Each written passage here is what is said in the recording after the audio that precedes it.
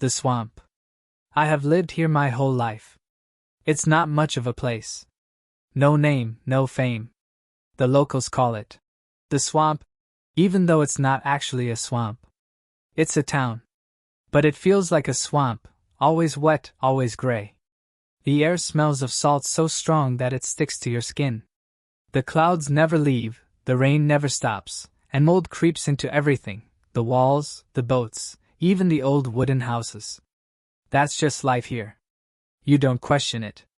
You live with it. Most people make a living off fishing. That's been the way for centuries. There are no big offices, no schools for fancy things. Just boats, nets, and the ocean. It's an honest living, even if it's tough. You pull in what you can, trade it in town. If you're lucky, you catch enough for bread, a couple of beers, maybe a coat for winter. If not, you tighten your belt and try again the next day. As for me, I'm a part-time fisherman, part-time tourist boat guide. I take folks out on the water, those curious enough to visit this place. There's nothing pretty here. No golden beaches, no clear skies. Just gray rain and black waves. But every now and then, someone shows up, drawn by the stories, spirits, monsters, curses. Everyone loves a good scare, don't they? People come with their cameras, notebooks, and gadgets. They ask about the history, the weird stories, the things locals never talk about. They're always digging. But something always happens to them. I'm just a fisherman. I don't have the answers they're looking for, and I don't try to stop them. My job is simple. Take them out on the boat, point out landmarks, share the safe parts of the stories, and bring them back. What they do after that is their business. Still, I've seen enough to know better. Live here long enough, and you learn the rules. Not rules written on paper, rules you feel in your bones. The kind passed down in whispers. If you're smart, you follow them. If you're not, you don't last long. Take the kids, for example. They don't play outside after dark. No one has to tell them, they just know. It's the same with the fishermen. There's a stretch of water to the west we don't fish. No one explains why. We just don't. And there's a church in town, a rotting little thing with a leaning steeple. The door's not even locked, but nobody goes inside. Not ever. People like me don't ask questions about these things. Questions are for tourists. I've lived here long enough to know there aren't any answers worth finding. It's better not to dig too deep. This place isn't kind to curiosity. I remember one guy, a big city type with a camera and a voice recorder. He asked me about the stories, the church, and the western water. I told him what I tell everyone. It's just stories. Nothing to see here. But he wouldn't let it go. He kept poking around, asking the old-timers, sneaking into places he shouldn't. A week later he was gone. Left town in the middle of the night, or so people said. Nobody saw him leave. His car sat outside the inn for days. Then, one morning it wasn't. Just gone, like he'd never been here. People don't talk about it. They just shrug and move on. That's how it is here. This town, it has its ways. Ways you don't mess with. Tourists think they're chasing the supernatural, lost treasure, whatever keeps them up at night. They think this place is like all the others they've read about online. But it's not. They don't understand. It's not the stories that are dangerous. It's the place itself. This town doesn't like outsiders. It barely tolerates the people who've lived here all their lives. You keep your head down. Follow the rules. Don't draw attention. You survive. But I'm just a fisherman. What do I know about any of this? I take my boat out, haul in what I can, and bring it back. When tourists come, I show them around, tell them what they want to hear, and drop them off at the dock. Nothing more, nothing less. It's an honest living, even if it's not always easy. And yet, after all these years, I can't shake the feeling there's something about this place I'll never understand. Something waiting in the corners where the light doesn't reach. Maybe it's better that way. Maybe it's better not to know. If you ever find yourself in this place, you do well to listen closely. There are rules here, and stories to go with them. Breaking either is a mistake you won't live to make twice. The first rule is simple: don't swim where the dead lights are. Sometimes, on the calmest nights, faint glowing orbs appear deep below the surface. The fishermen know not to go near them. Some say they're the souls of the dead, others think they're something worse. No one really knows. But everyone knows this: if you swim near them, you won't come back. They call them dead lights. They're not fish or jellyfish, they're something else. Some say they are the drowned souls, trapped in the dark, luring the living to join them. There's no warning before they show up. One moment, the water looks normal. The next, those lights glow far below. Yellow, green, white, it doesn't matter. When you see them, you get out. It doesn't matter if you're mid-dive or waiting. Once the dead lights appear, you leave. If you don't, you won't be leaving at all. People tell stories about the dead lights, warnings passed down like heirlooms. There's the fisherman's wife who swore her husband was dragged under on a night when the water was as smooth as glass. His boat was found adrift, nets full, but no sign of him, just faint glowing lights where his boat had been. Or the man who disappeared while swimming too far from shore. The others said lights flickered beneath him just before he sank like a stone. Days later, his body washed up, lifeless and cold, eyes wide open, staring at nothing. Some say the dead lights are spirits of those who died at sea, angry and jealous of the living. Others believe it's the ocean herself, playing tricks to claim more lives. I don't know which is true, but I've seen the dead lights myself, and I know better than to test them. The guy who did these tours before me told me a story once. It happened one summer, years before I started. He had a tourist on his boat, a guy in his 20s, all confidence and no sense. The tourist wanted to swim in the ocean. For the thrill of it. The old-timer warned him not to, told him it wasn't safe to swim at night. But the tourist just laughed, said the old man was being dramatic, and jumped in anyway. The old-timer sat there, jaw clenched, watching the water. He didn't trust it, not at night, not in these parts. That's when he saw them, the dead lights. Faint, glowing orbs flickering just beneath the surface, right under the tourist. He yelled for the guy to get out, told him to grab the ladder. But the tourist just laughed again. Then the laughing stopped. The old-timer said the tourist froze in the water, his face changing in an instant. His eyes went wide, like he was seeing something no one else could.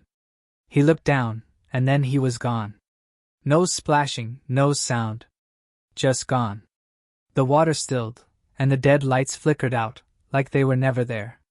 The body washed ashore days later. I've learned from his lesson and never taken anyone out after dark since. It's not worth the risk. The sea is as cruel as she is beautiful, and the dead lights are proof of that. The second rule: always put wax in your ears when passing by Salt Rock. That place is a stretch of rocks coming out of the water like broken bones. The rocks are sharp enough to shred a boat's hull in seconds, and shipwrecks litter the area like broken toys. It's a place you avoid unless you absolutely have to go near it. The danger isn't just the rocks. It's what you can't see. Salt Rock is home to sirens. And no, they're not the beautiful kind from fairy tales. You can't see them, but you can hear them. It starts as a low hum, something you feel in your bones before you hear it. The sound grows louder as you get closer. It doesn't hit all at once, it creeps in, soft at first, like a lullaby on the wind. But if you let it sink in, if you listen too long, you're done for. The siren's song pulls you toward the rocks, draws you in like a moth to a flame. You'll think it's the most beautiful sound you have ever heard. By the time you realize what is happening, your boat will be splintered, and you will be drowning. That is why we use wax. Every fisherman carries it, soft, sticky stuff to block out the sound. It's not perfect, but it's better than nothing. I keep a pocketful on me at all times and a tin of it on my boat. If you see me heading out, you will notice me stop at the dock to press it into my ears before I go anywhere near that place. I had a tourist once, an older man in his 50s. He had read about the sirens online and didn't believe in old fishermen's tales. He wanted to see the shipwrecks. He waved cash in my face, but I told him straight up, I don't go there, and neither should you. He found another boat, someone desperate enough to take the money. I don't know what happened out there. When they brought his boat back, he wasn't on it. The man who took him didn't say a word. He just tied the boat up, got in his truck, and left town. Salt Rock has been that way as long as anyone can remember.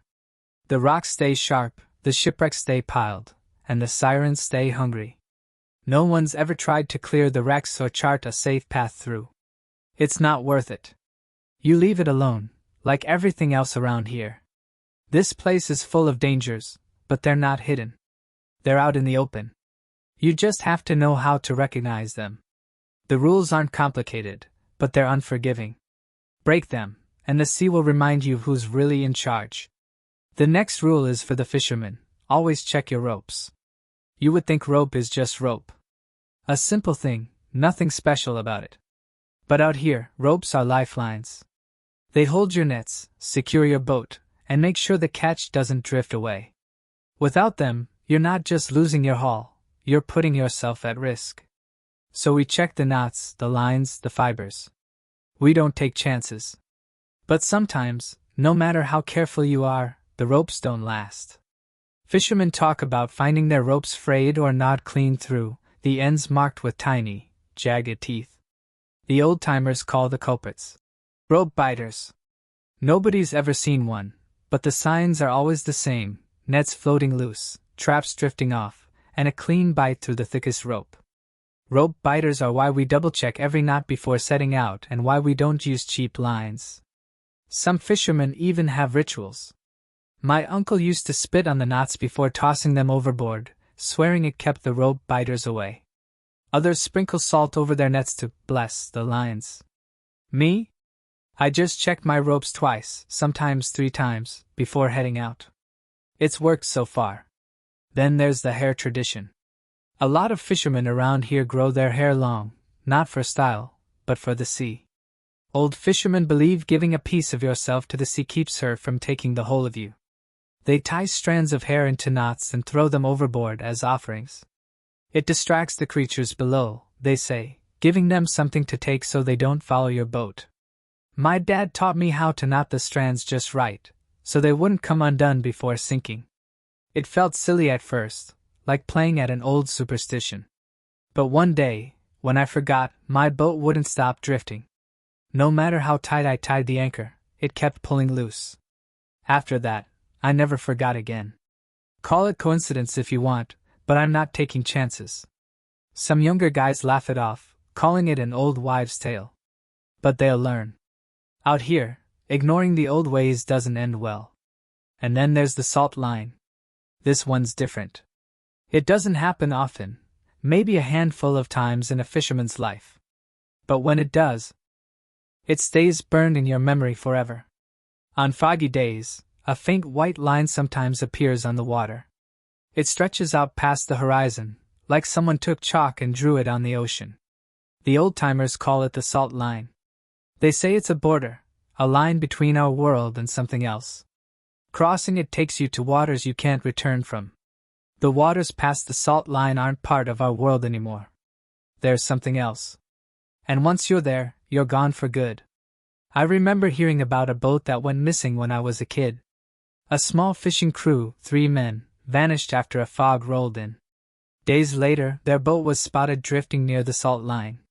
Some fishermen swore they saw the crew waving for help, but nobody went near it. They knew better. The boats, past the salt line, aren't alive anymore. The wood looks too old, too rotten, but the boats still float. And the people, if you can call them that, don't look right either. They're pale, like they've been underwater too long, and their movements are jerky, wrong. If you ever see a boat past the salt line, turn around. Don't wave back. Don't call out. Don't go near it. And if someone waves to you from one of those boats, ignore them. They're dead, even if they don't know it yet. I've only seen the salt line once. Early one morning, with fog so thick you couldn't see 10 feet ahead, I spotted it, a thin white line cutting across the water. It didn't look like much, just a faint shimmer, but the sight of it made my stomach drop. I reeled my nets in faster than I ever had and turned the boat around. It didn't matter that the catch wasn't finished. I wasn't sticking around to find out what was on the other side. On my way back, I thought I saw something in the fog. A shadow of a boat, maybe, drifting near the salt line. I didn't slow down to check. Didn't look too hard. Just kept going. When I told the other fishermen what I had seen, they nodded like it was nothing new. One clapped me on the back and told me I did the right thing. I've never gone out in the fog since. If it rolls in while I'm on the water, I head straight back. The sea can keep her secrets. I don't need to know them. The last rule is the simplest, but maybe the most important: never go near the lighthouse. It sits on a barren island, a lonely black shape against the horizon. Nothing grows there. No trees, no grass, not even the stubborn plants that cling to rocks everywhere else. The island is dead. Even birds avoid it, going miles out of their way. Fishermen do the same. You'd have to be desperate or stupid to get close. The lighthouse has been abandoned for as long as I've been alive. Nobody talks about why. Some say the keeper vanished one night without a trace. Others claim the lighthouse was never meant to guide ships at all. Whatever the truth, everyone agrees it's cursed. You don't go there, you don't look too long, and you don't trust the light if it comes on. The light shouldn't come on. There's nobody there to turn it on. The dock has rotted away, and the only boat big enough to make the trip sank years ago. But sometimes, late at night, the light shines anyway. It cuts through the fog, sharp and searching, like it's looking for someone. If you have binoculars, you can spot strange items scattered across the island. A red backpack. A yellow notepad. A pair of sneakers. A hair comb. Little things that don't belong. People say they're the belongings of those who drowned or disappeared near the lighthouse. Tourists, mostly. People who didn't know better, or thought they could handle it. The first time I saw the light, I was 15. It was late, well past dark, and I was sitting on the dock with friends, watching the waves. The rain had let up, and the quiet was heavy. The way it gets around here sometimes. Then the light came on. At first, it was faint, barely noticeable through the fog. Then it grew brighter, sweeping back and forth across the water. Daniel joked that the lighthouse was coming back to life. He laughed, but there was nervousness in his voice. None of us said anything. We just stared. Finally, Jimmy, an older kid who already worked on the fishing boats, stood up. He didn't hesitate. He told us to look away, grabbed my arm, and pulled me to my feet. Jimmy had the kind of authority that came from knowing things we didn't. None of us questioned him. We followed him back to town without a word. When we got there, he told us plainly, we were never to talk about what we'd seen. The light, he warned, wasn't something to trust. It wasn't guiding anyone. It was tricking them. I didn't understand what he meant back then, but I do now. The lighthouse doesn't guide you to safety, it lures you in. And if you follow it, you don't come back. There are plenty of stories about those who didn't listen. Like the couple who thought the lighthouse was romantic. They rented a small boat and rowed out, ignoring every warning. When the fog rolled in, they vanished. Days later, their boat was found drifting near the lighthouse. It was empty. Then there was the local who decided to camp on the island. He said the stories were old superstitions. He rowed out with a tent and supplies, determined to prove there was nothing to fear. By morning, his boat had washed up on shore. He hadn't. All anyone found was his flashlight, lying in the sand with dead batteries. I've seen the light a few times since that night on the dock. I don't look directly at it anymore. I turn away, focus on something else, and wait for it to go out. It always does. Nobody knows why it happens. Some say the lighthouse has a will of its own, turning on when it senses someone nearby. Others think it's a signal, a way of calling something back to the island. Whatever the reason, the rule stays the same: you don't go near it. Let the lighthouse stand, alone and forgotten. The sea has enough dangers without adding that to the list. And if you ever see the light shining out through the fog, just remember, no one is manning that lighthouse. Whatever's turning that light on, it isn't human. There's one last story I need to tell, about how I lost my right hand. I don't share it often, but if you're going to understand the rules, their real weight, you need to know. It happened on a gray summer day years ago. Tourist season, if you could call it that. This town doesn't get floods of visitors, but now and then, strangers pass through. They're easy to spot, clean clothes, wide eyes, like they're looking at a painting instead of a real place. That summer, there were more than usual. It happens sometimes when the stories about this place get passed around too much. Rumors spark curiosity, and suddenly people want to see it for themselves. At first, it was fine. It always is. We sold more fish, the souvenir shop had its best month in years, and even the bar was louder, full of strangers swapping exaggerated tales about this place. Noise means business in a town like this, so nobody complained. But peace never lasts here. Not for long. One family stood out among the tourists, Mom, Dad, and a teenage son. They looked normal enough, middle class, shiny sneakers, a decent car. The kind of people who'd pick a cheap fishing town over a fancy resort for authentic experiences. They rented a small room at the inn and stayed a week. The parents kept to themselves, walking the beach and snapping photos, but the boy was something else. He was a college kid studying marine biology, and you could tell he loved it. I overheard him telling an old-timer how he wanted to work with sharks or coral reefs someday. Big dreams for a place like this. But what really lit him up were the sea monster stories. He devoured every tale about dead lights, sirens, and shipwrecks like a kid unwrapping Christmas presents. His questions came fast and endless. What did the fishermen think the dead lights were? Were sirens real? Had anyone seen the boats past the salt line? Looking back, the signs were obvious. The curiosity, the questions, the way his eyes lit up when someone humored him. But in the moment, it just felt nice. Flattering, even. When you've spent your life in a forgotten town, it's easy to let your guard down when someone shows interest. The boy spent his days sketching boats, or jotting notes in a little leather journal. He wasn't in anyone's way, so no one told him to leave. When he wasn't sketching, he was talking, chatting up sailors and fishermen like they were old friends.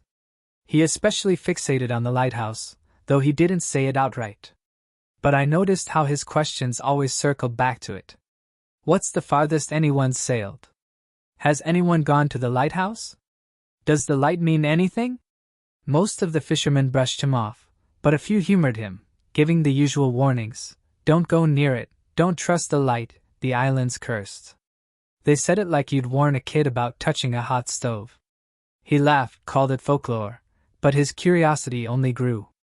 By the end of the week, the family had become a familiar sight.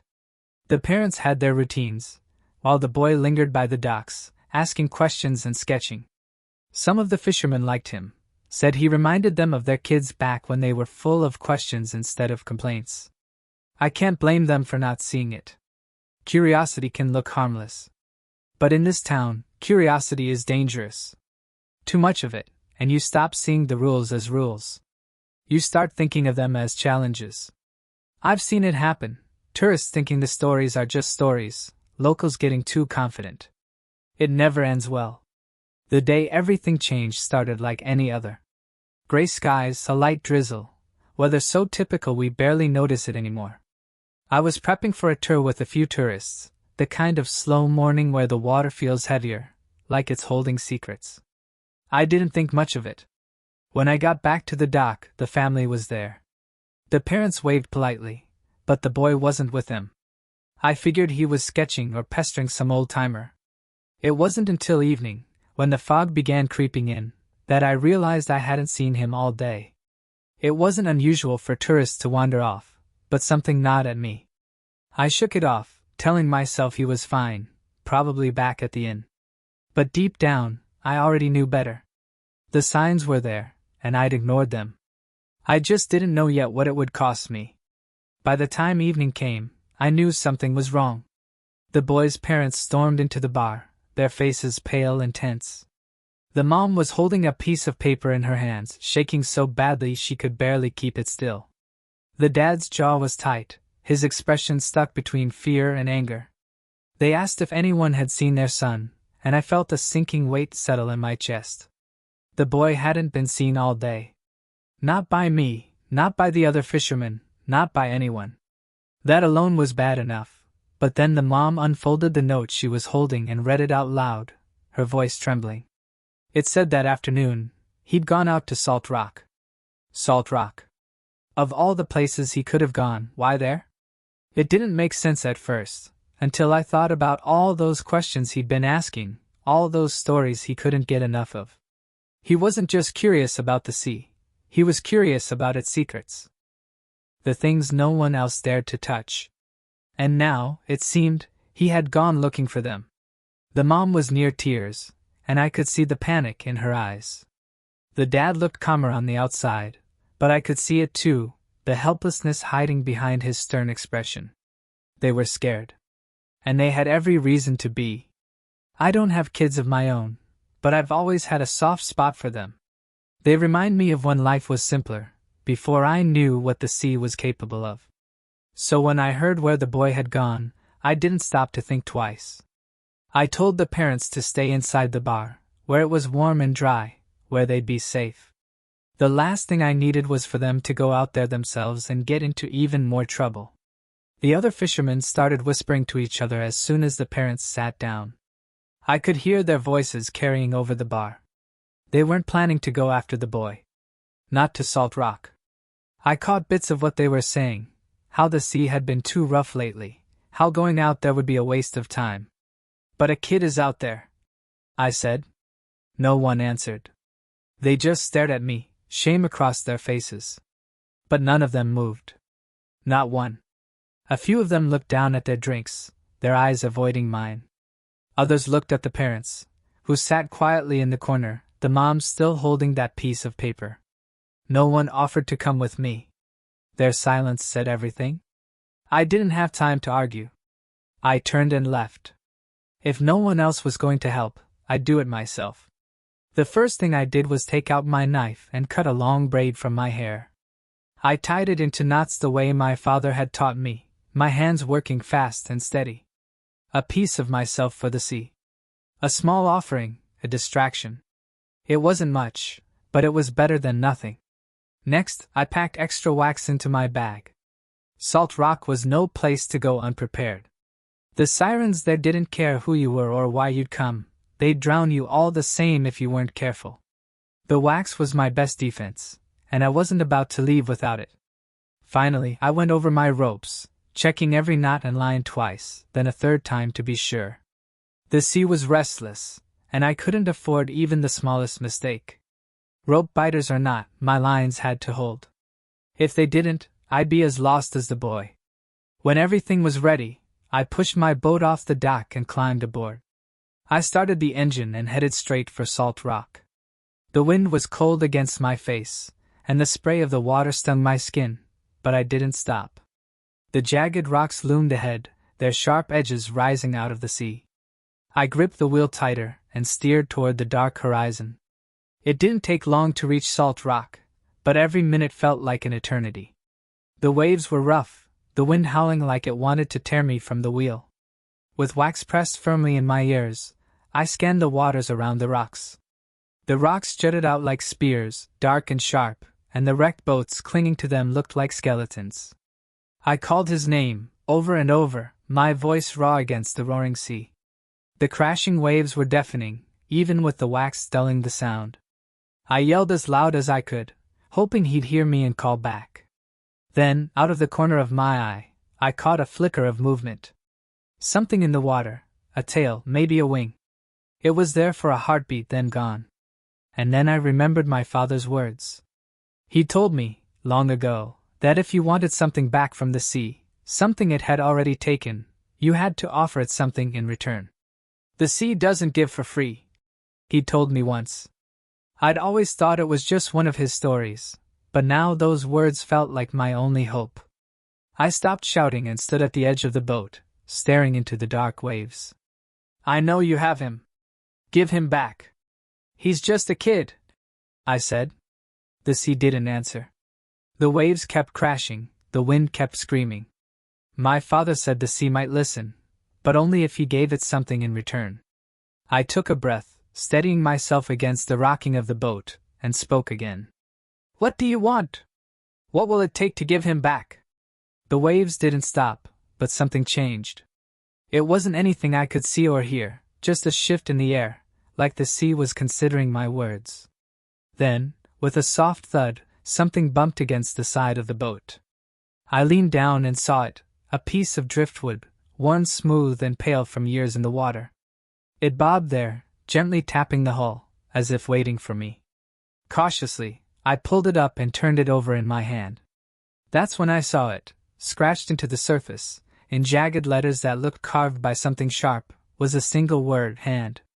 I stared at it for a moment, the weight of what it meant settling over me like a lead anchor. Sirens are greedy creatures. They don't bargain lightly, and once they've asked for something, they don't accept substitutes. I knew there was no point trying to offer anything else. It was my hand or nothing. I looked out at the dark water, imagining the boy's pale face beneath it, his lungs filling with seawater, his life slipping further away with every second. I didn't have time to think about it. There was no time to argue, no time to hesitate.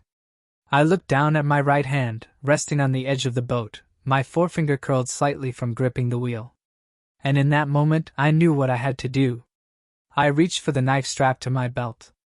The blade was sharp, I kept it that way for cutting ropes, and it gleamed faintly in the gray light.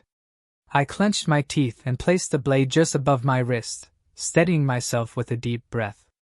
The pain was instant and blinding, but I didn't stop. I cut through and watched as my hand fell into the water.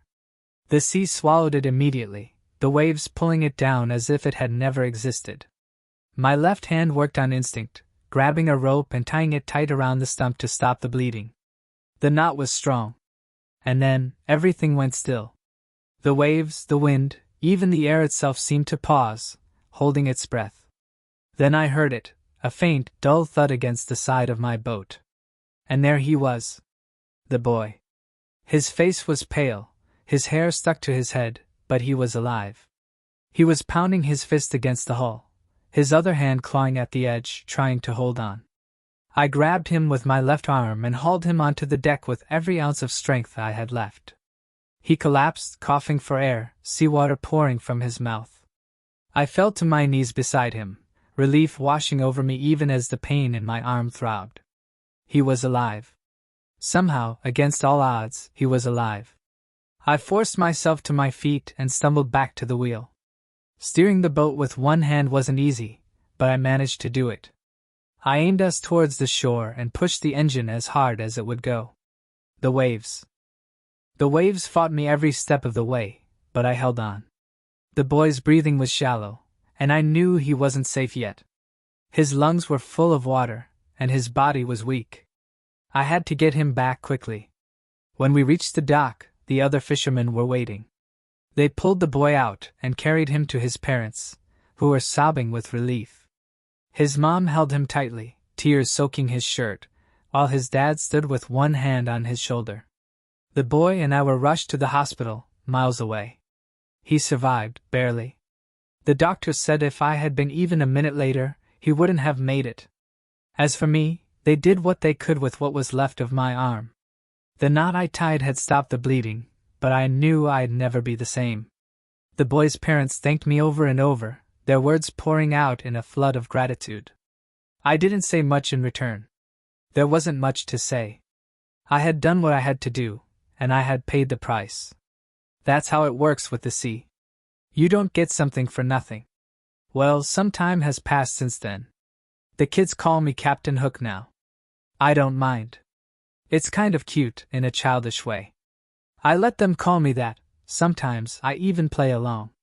I do look a bit like a pirate, I'll admit. My long hair is braided on one side, though it's mostly gray now.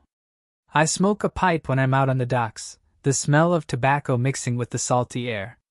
My jacket is old and patched in places, and my face looks the same, worn and rough, like driftwood washed up by the tide. And, of course, there's the hook. It's nothing fancy, just a simple metal curve where my hand used to be, but it's well-shined and gets the job done. I learned quickly how to work with it, I can tie knots, haul nets, steer the boat, even carve wood like before. Life doesn't stop because you lose a part of yourself. You adapt. You keep going.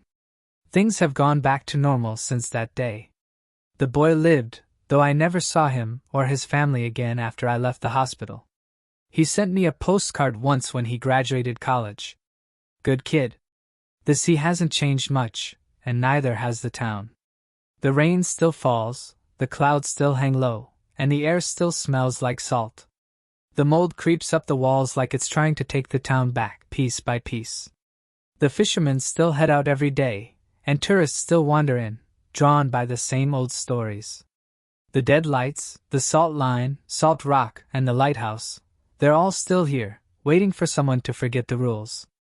I still warn every tourist who comes through town. Some listen, some don't. It's not my job to make them believe, just to tell them what they need to know. I share my stories wherever I can, on the boat, around a fire, or over drinks at the bar. Stories keep people alive here. They teach the rules in a way that sticks, even if folks don't realize it at the time. They make you think twice before stepping into danger, before taking a risk you don't understand. Life goes on. It always does, quiet and unyielding. The sea doesn't care about the things we've lost or the scars we carry. It just keeps moving, wave after wave, tide after tide. All we can do is move with it.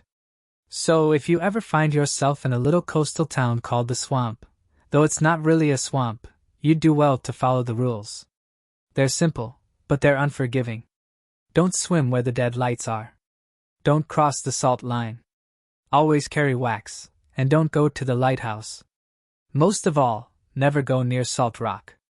The sea has its ways, and it doesn't care if you understand them.